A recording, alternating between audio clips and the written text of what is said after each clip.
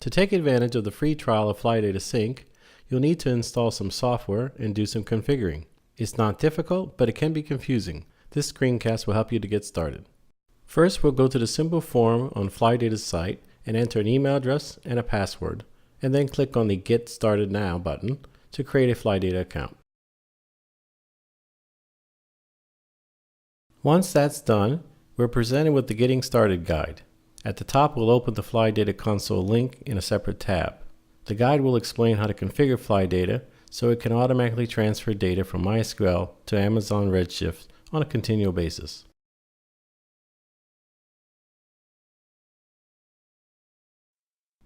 The first step is to authorize FlyData to transfer data automatically to Amazon Redshift to create an endpoint. We'll start with this endpoint, then we'll go back to the starting point of the data. We'll configure FlyData for the MySQL server. Later, we'll connect together the end and starting points.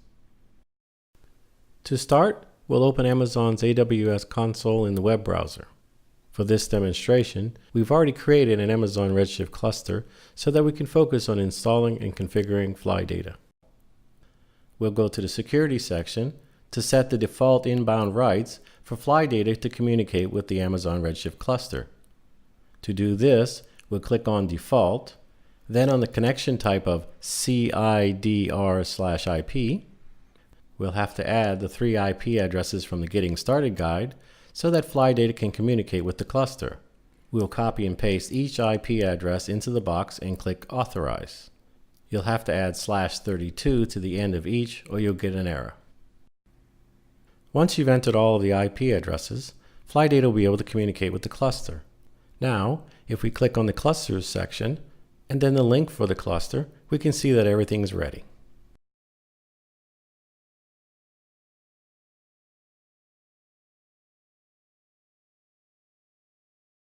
The next step is to tell FlyData the location of the cluster. We'll go to the FlyData console page, see the top of the Getting Started guide for a link, then we'll go to the Settings section.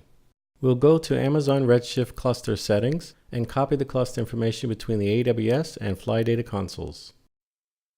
We'll copy and paste the endpoint, the port, the database name, as well as the username and the Amazon Redshift cluster password. The default options are usually fine.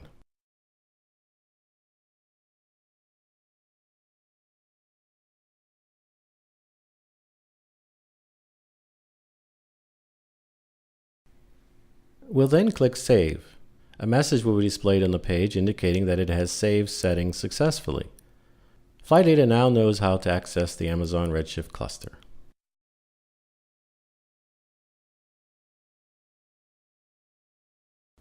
The next step is to create a read replica of the MySQL RDS database. First, we'll go to the AWS console and click on the icon at the top left to get to the main page, so that we can navigate to the RDS dashboard. On that page, we'll click on Instances. We'll look for the RDS cluster, we have only one, and select it. Under the pull-down list called Instance Actions, we'll select Create Read Replica to create a Read Replica DB instance. For creating a read replica, usually you only need to enter the DBI instance identifier. If you want, you can change the other settings to your preferences, but you generally leave the other settings as they are. Now we'll click on Yes, Create Read Replica to create it. This will take some time to process, but we can move on to other things.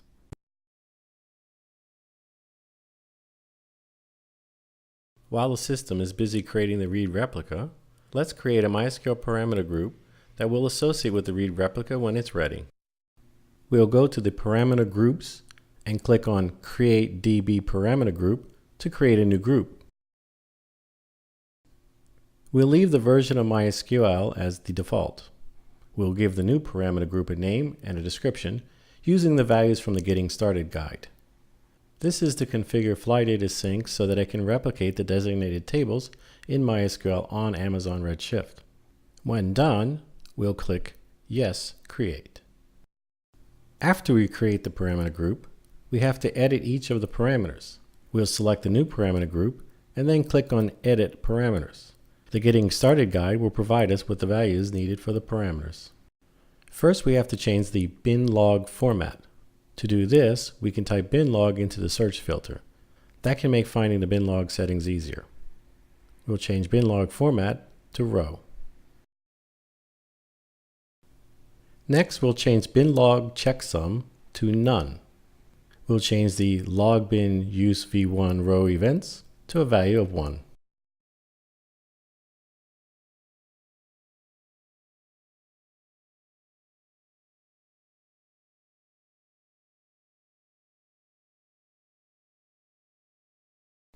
Finally, we'll change the read-only mode to 0. We do this because there will be some FlyData unique settings that will need to be set on the read replica.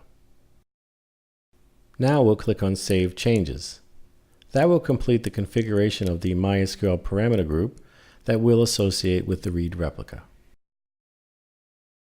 Let's click on Instances to see if the creation of the read replica is finished. It's still creating it, so we'll pause the screencast and resume when it's ready. Now that the read replica instance is available, we'll associate the parameter group to it.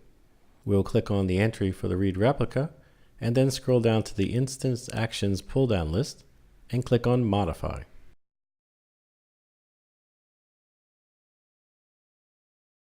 There are only a few things that we need to enter on the Modify screen for the read replica. First, we need to enter a new password. Even if you want to keep the password the same, you still have to re-enter it here. Next, under Database Options, we will select the parameter group we just created.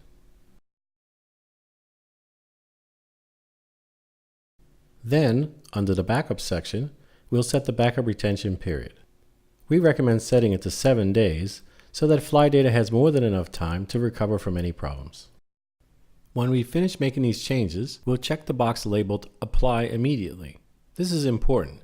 If you don't check this box, the system will wait until the next maintenance window before applying the changes. Having done that, we'll now click on Continue. The system will then provide us with a confirmation of the changes just made. Assuming everything looks fine, we'll click on Modify DB Instance.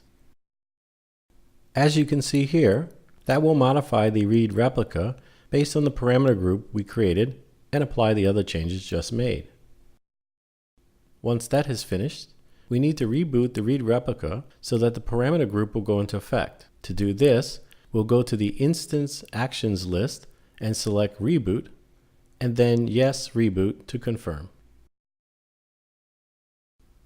That will take some time, so we'll pause the screencast and resume when it's done.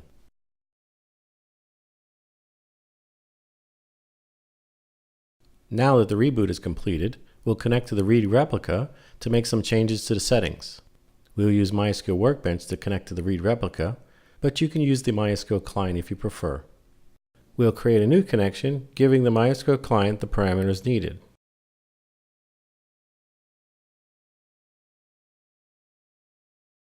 We can refer to the AWS console for the host name, which will be the endpoint.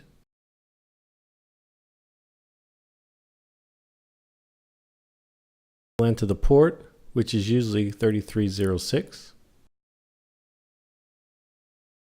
and then the username, which is admin here.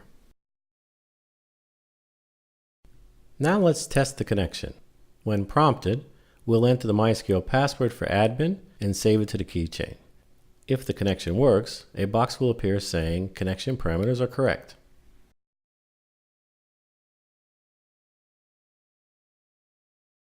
The next step is to create a MySQL user on the read replica and set the retention period for the binary logs.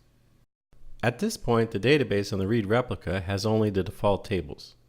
Let's refer back to the Getting Started guide to get the SQL statements to create a user for FlyData Sync and some other instructions. We'll copy all of these SQL statements into the MySQL client to execute. These changes will only be made on the read replica. It won't affect the master in any way.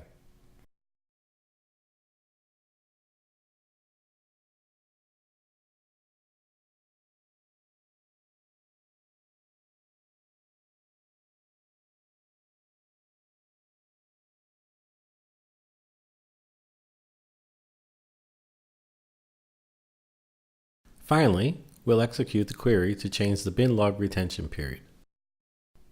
Be sure to check the results messages in the MySQL client to make sure that the SQL statement is executed properly. Once that's done, the read replica is ready.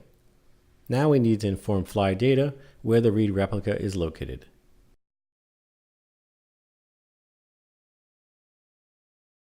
The next step is to register the read replica. Let's return to the FlyData console and click on the link at the top for Dashboard. On the Dashboard page, we'll look for the section called Your Data Entry. This is where we'll enter the RDS MySQL information. So we'll set the data source. We'll provide a name for the data entry. Any name is fine. Then select the MySQL option. And then we'll enter all of the read replica information. We can refer back to the AWS console to get the endpoint to use for the host. The default port is fine. The username is admin in this case. We'll enter the password here, then copy the database name. The last item is the table names. If you want to synchronize multiple tables, you can list them here in a comma-separated list. In this demo, we have only one table, the users table.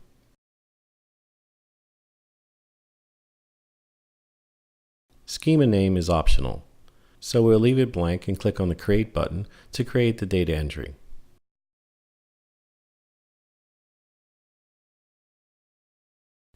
Now we're ready to set up the FlyData agent. At this point, we need to create an EC2 instance on which to install the FlyData client. The client will monitor MySQL and send changes to the Amazon Redshift cluster. Let's go to the AWS console to start a new EC2 instance. We'll go back to the main page and select the EC2 section.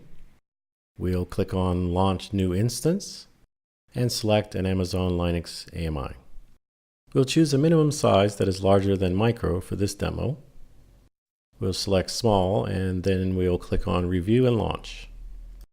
Everything looks fine, so we'll click on Launch to launch the instance. Now we're asked for an encryption key since we will log in through a secure shell. If you don't have an encryption key pair, you'll have to create one as shown here. Since we have some key pairs already, we'll use one of them. Everything looks good here, so we'll click on Launch Instances. Now that we've launched the instance, we'll click on View Instances to see how that looks. It'll take time to finish initializing though, so we'll pause the screencast and start again when it's finished. Now that the instance is ready, we'll use SSH to log into the EC2 instance through the public IP address provided. In a terminal window, we'll enter SSH, the EC2 user, at the public IP address, the -i option, followed by the path and name of the SSH key, and hit enter. Everything checks out. We're logged into the EC2 instance.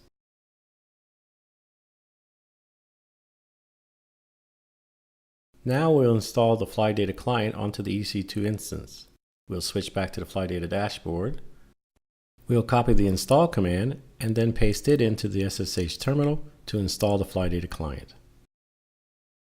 That will install all of the libraries needed by FlyData Sync, so we'll pause again while it's installing. The FlyData client and the needed libraries are now installed.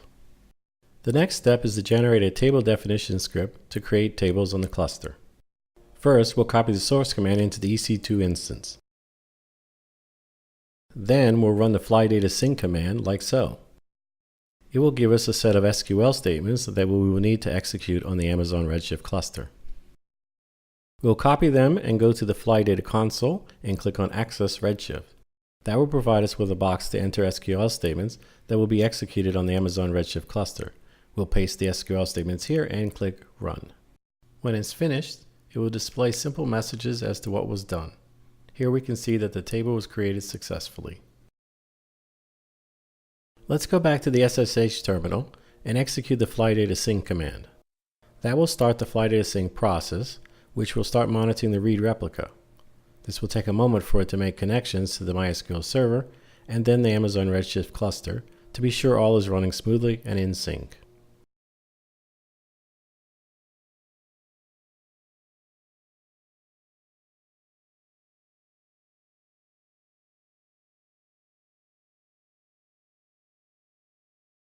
The FlyData sync command has finished successfully. The FlyData sync process is running in the background, making sure that any changes made to the read replica are transmitted to the Amazon Redshift cluster.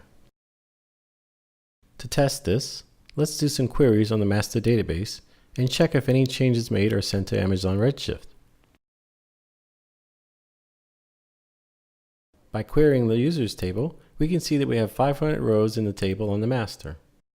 Let's switch back to the FlyData console to query the Amazon Redshift cluster to see if it's the same. We'll enter the same SQL statement to select all of the rows in the users table and click on Run.